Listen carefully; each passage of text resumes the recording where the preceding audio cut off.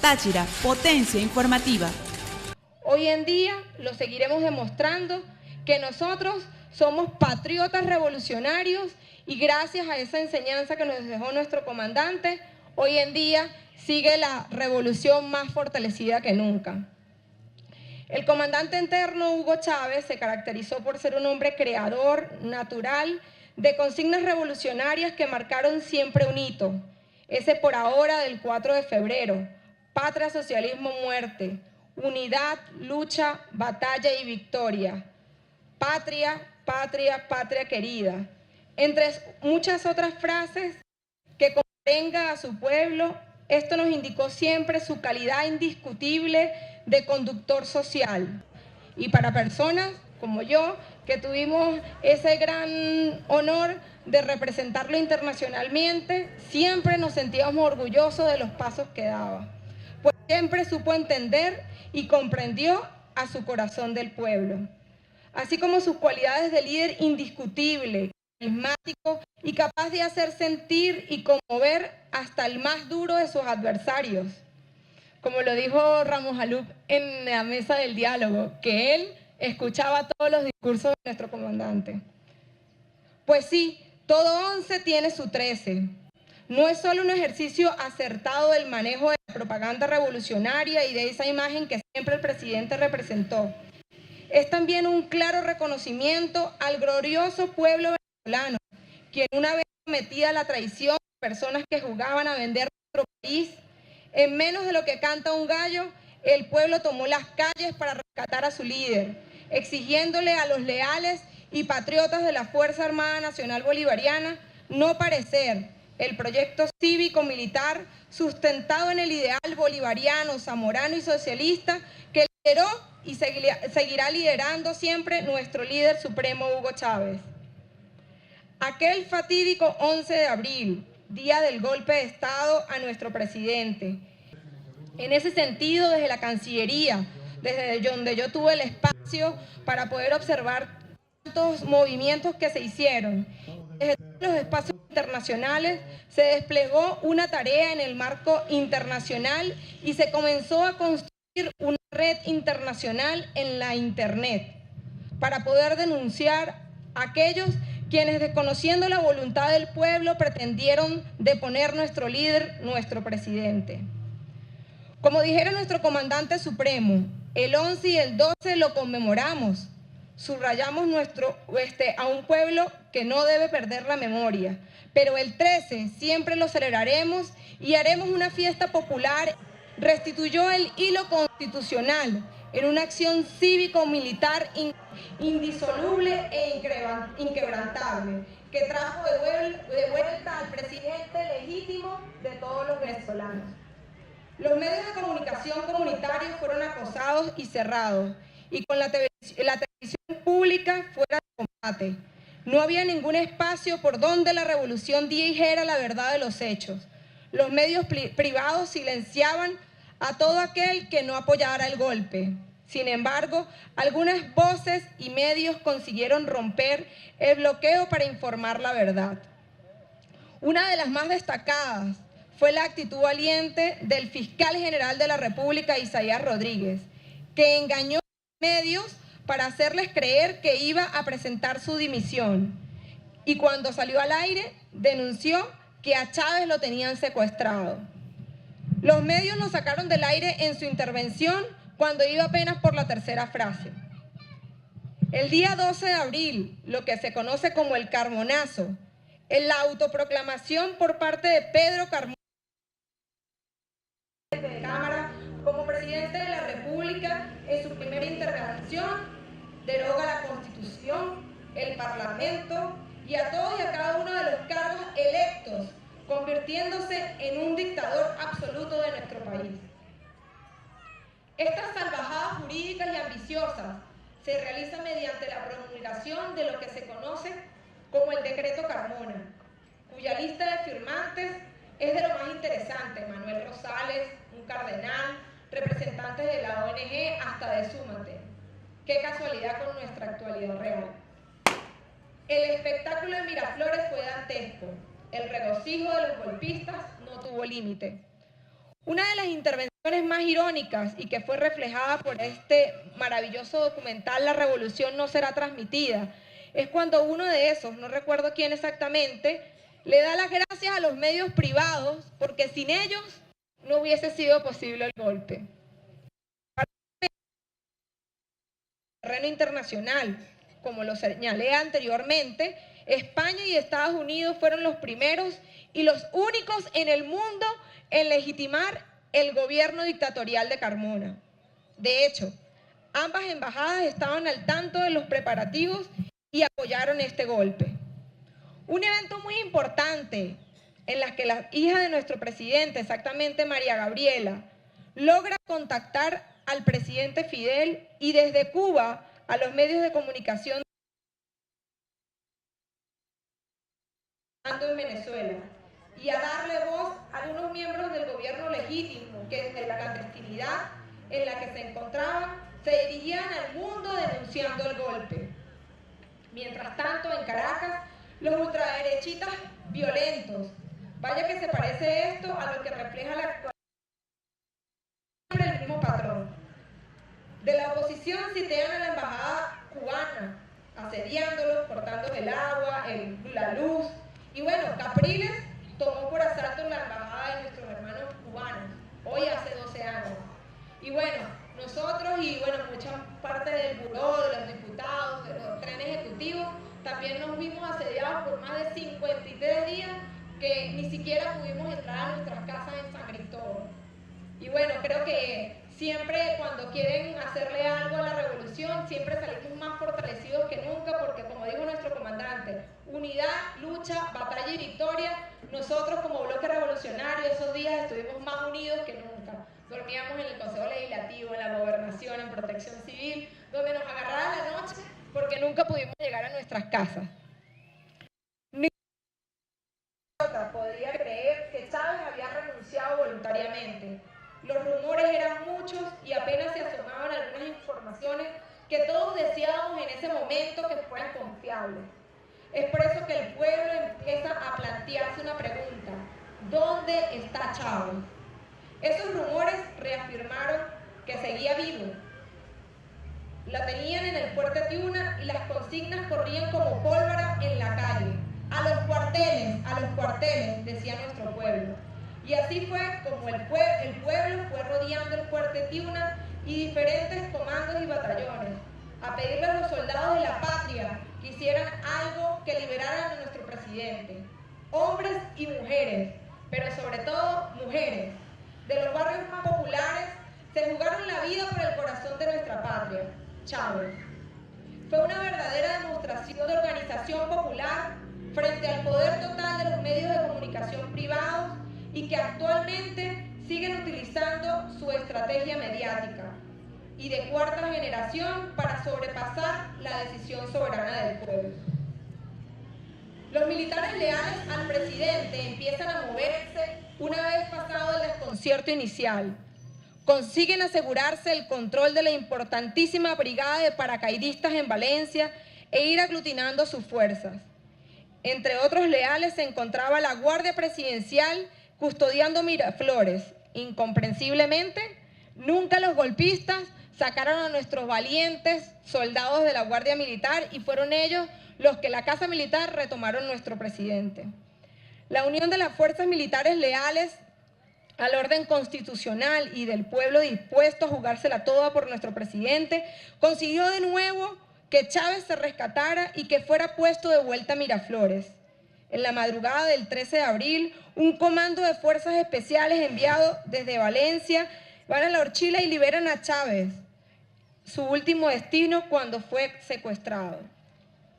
Su llegada al Palacio Presidencial en un helicóptero fue apoteósica y podría repetirse una y más veces esta imagen y siempre nos fortalecerá y nos hará reflexionar que tenemos que seguir luchando hasta con nuestras vidas si fuera necesario, por nuestra revolución y por nuestro comandante.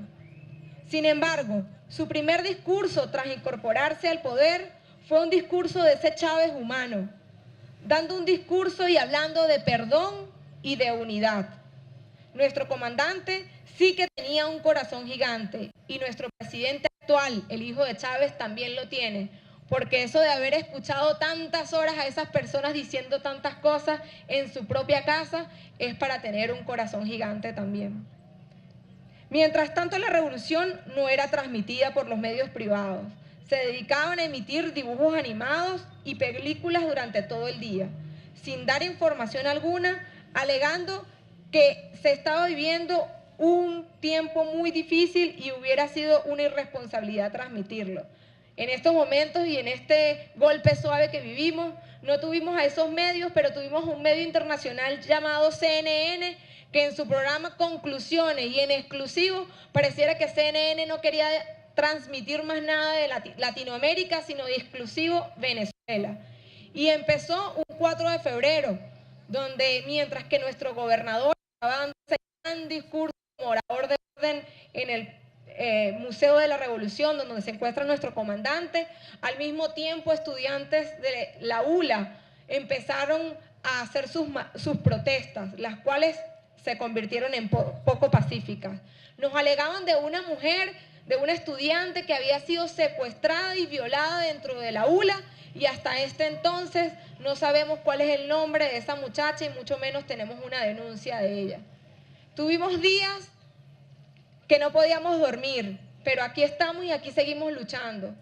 ¿Cuál fue su error? ¿Cuál fue el error de ellos? El no respetar la Constitución. Dentro de la Constitución todo, fuera de la Constitución nada. Ahora bien, pareciera que ellos quisieran seguir repitiendo el libreto una y más veces. Este productor de televisión de CNN viene y entrevista a una ciudadana que supuestamente estaba secuestrada de una tanqueta. La ciudadana es la esposa de un diputado del Consejo Legislativo suplente, Juan Carlos Palencia. Todo estaba enmarcado bajo un guión que ellos tenían preparado para la visita del señor. Mandaban pines y mandaban Twitter diciendo: a las 2 de la tarde estará en Las Pilas, a las 4 en la Gran Avenida, todos asistan. Y los mismos guarimberos de un sitio se trasladaban al otro para que cuando él enfocara sus cámaras viera esa revolución que supuestamente ellos están haciendo, como dicen, luchar hasta vencer. Se roban nuestros eslóganes y nuestras palabras. No, son poco originales. Después preparan a dos muchachas. Una muchacha que dice: por mis hijos, y resulta ser de que la muchacha no tiene hijos y es hermana de uno de los dueños de un concesionario más grande en San Cristóbal, y en su vida lo que hace es ir por crucero. ¿Con qué cara esa señora dice por nuestros hijos si ni siquiera es capaz de parir? Además, otra muchacha que también decía que quería liberar a nuestra patria y 15 días antes estaba en el gobierno para que le dieran un trabajo como inspectora de obras. Cosas irónicas en la vida. Luego habla un diputado y se hace saber al mundo que no es diputado, sino que era un simple ciudadano protestando por las políticas de su país. Entonces pareciera que todo viene enmarcado en una guerra de Twitter, una guerra de televisión, pero lo que nunca se imaginaron es que nosotros los andinos estábamos preparados para combatir también en las redes sociales. Y es hoy cuando también le doy una felicitación a mis compañeros Joffre Rueda, que está por acá, Jason Varela y muchos otros jóvenes, Gabo, que también está por allí tomando fotos, que las personas nunca se dan cuenta de lo importante del trabajo que ellos hacen para poder combatir esa guerra mediática que trataron de llevar en el Táchira, pero que no se imaginaron que nosotros los andinos también estábamos preparados para combatir el Twitter, el Facebook y todo. Precisamente Gabo, no sé dónde está, por allí en una de esas asambleas, está por aquí atrás, en una de esas asambleas de marchas que realizaban, tomó una foto de una muchacha que quiere hacerle propaganda y hablar del turismo en el Táchira, cuando no tiene vergüenza y se quita su camisa y se queda en sostenes para protestar contra Nicolás Maduro. ¿Y dónde está su pudor como mujer? Es por eso que ellas nunca podrán contra nosotros las mujeres revolucionarias, que siempre estamos apegadas a nuestra moral, porque yo creo que esta también es una batalla de moral y de principios ciudadanos. Nosotros los chavistas nunca pudiéramos hacer lo que esta gente hace para llamar la atención. Ya que una mujer quitándose su camisa y quedándose en brasier No puede ser un SOS, será SOS para otras cosas, pero no para romper el hilo constitucional de nuestro país.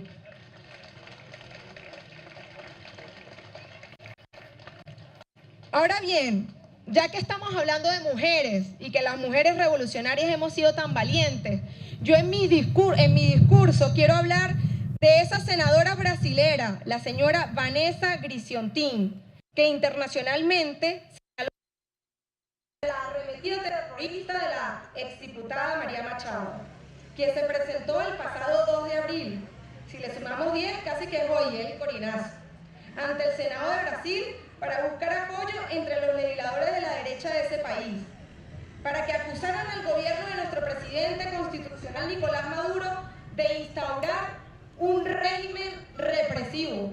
Vaya que ellos sí fueron represivos, porque duramos 53 días con barricadas que ni ellos mismos podían salir de sus casas.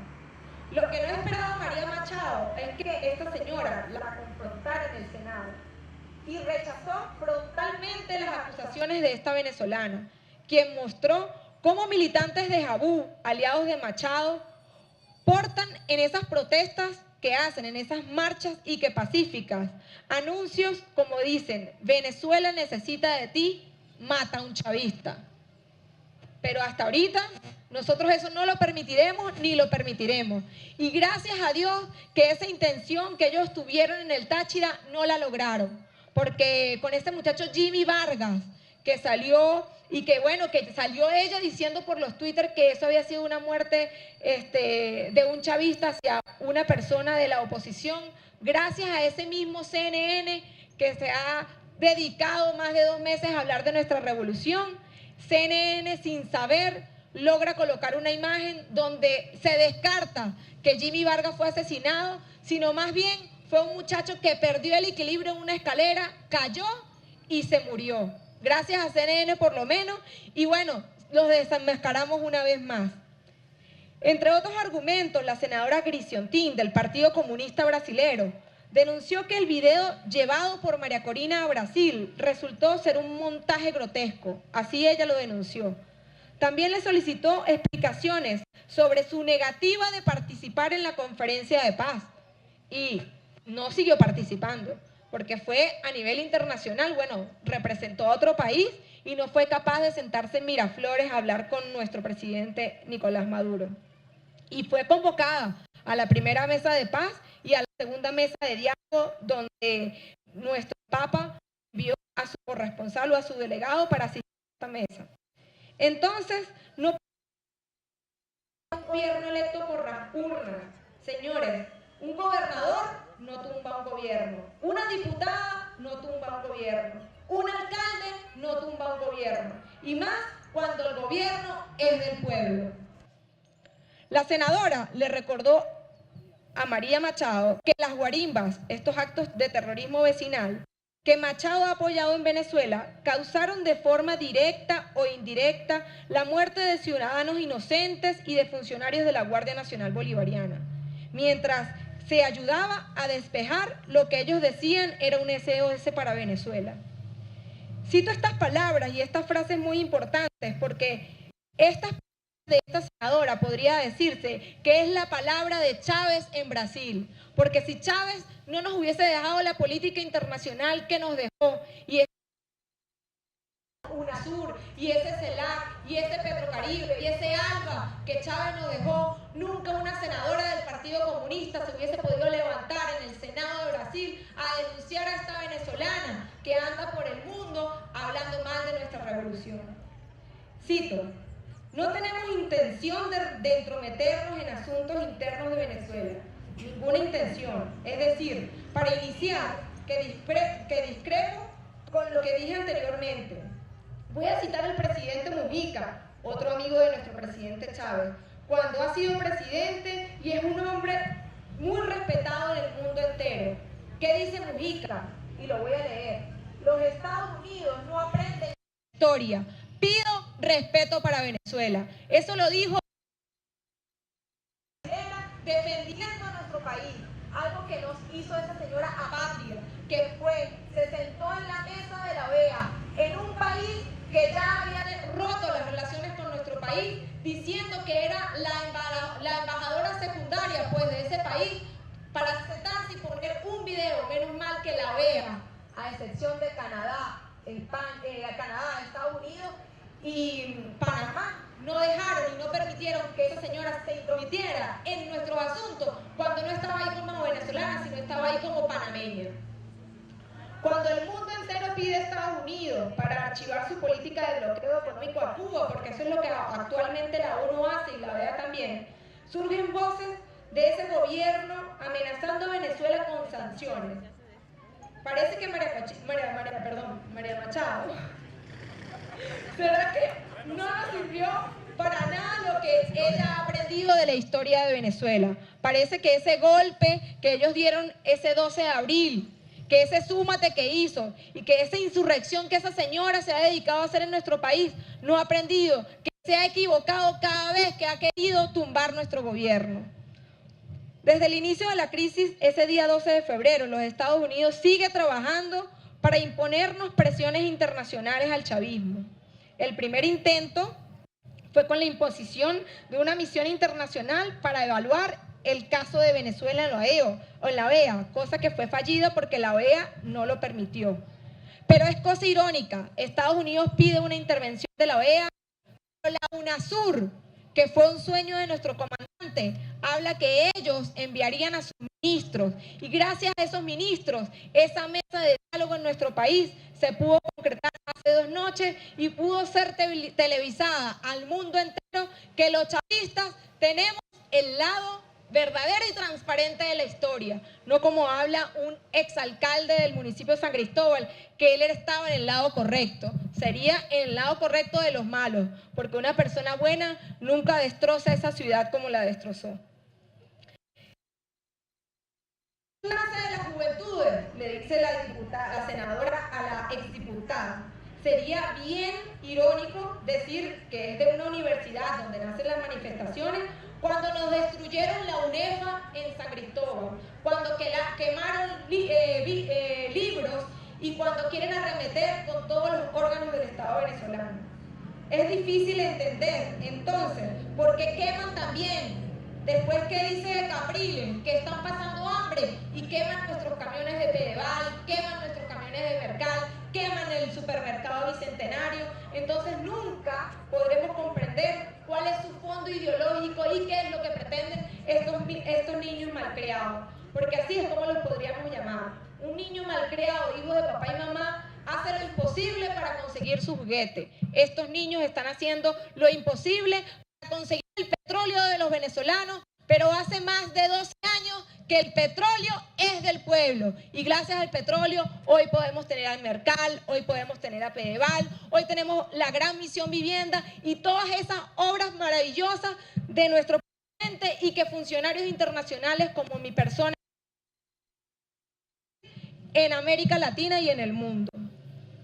Entonces decía la misma senadora, yo quiero decir que lamento mucho la posición de la señora, que quiere venir para acá a hablar de los médicos cuando o un médico cubano en un semáforo. Y cuando nosotros en Brasil tenemos déficit de 10.000 médicos y estamos utilizando los médicos cubanos para poder ir a los barrios de nuestro país. Entonces la señora estaba bien pelada de haber ido a dar ese discurso en Brasil. Nunca se lo imaginó. De último, dice la senadora, señora Corina, ¿por qué la señora no aceptó a participar en una conferencia de paz? Y ahora viene a decir que Brasil es quien tiene que intermediar a Venezuela. Entonces defínase cuál es el país que definitivamente la va a apoyar. Y finalmente le preguntó a la señora, yo lamento mucho haber presenciado este video, un video que ella llevó de los supuestos actos en contra de los estudiantes. Para todos nosotros, yo no soy experta en comunicación, dice la senadora, pero es lo que yo he visto en mi vida, porque el presidente Maduro es un presidente electo por el pueblo. Y nunca entenderemos por qué usted manda a decir que la Guardia Nacional agrede al pueblo cuando la Guardia Nacional está defendiendo el pueblo y ha sido víctima de la irresponsabilidad de grupos de ultraderecha como usted. Sin embargo, aquí todos nosotros nos unimos en contra de la violencia de Venezuela. Y entonces, eso que ella quiso ir a hacer en Brasil se convirtió definitivamente en un show, en un corinazo, podríamos decir.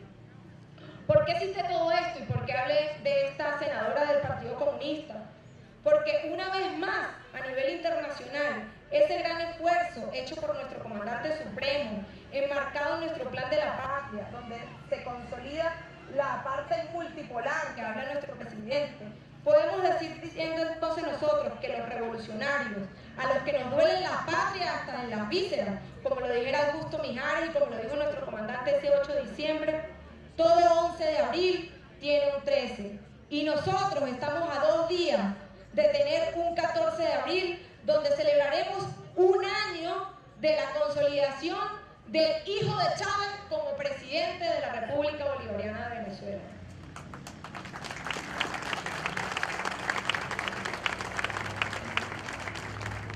Termino este discurso que le suena a uno hasta en el alma, porque es un compromiso grande poder hablar en tan poco tiempo de todo lo que se vivió en esos días.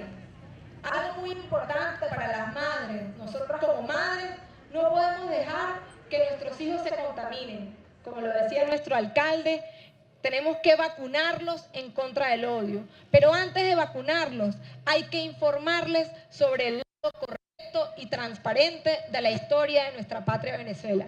Muchas gracias. ¡Chávez vive!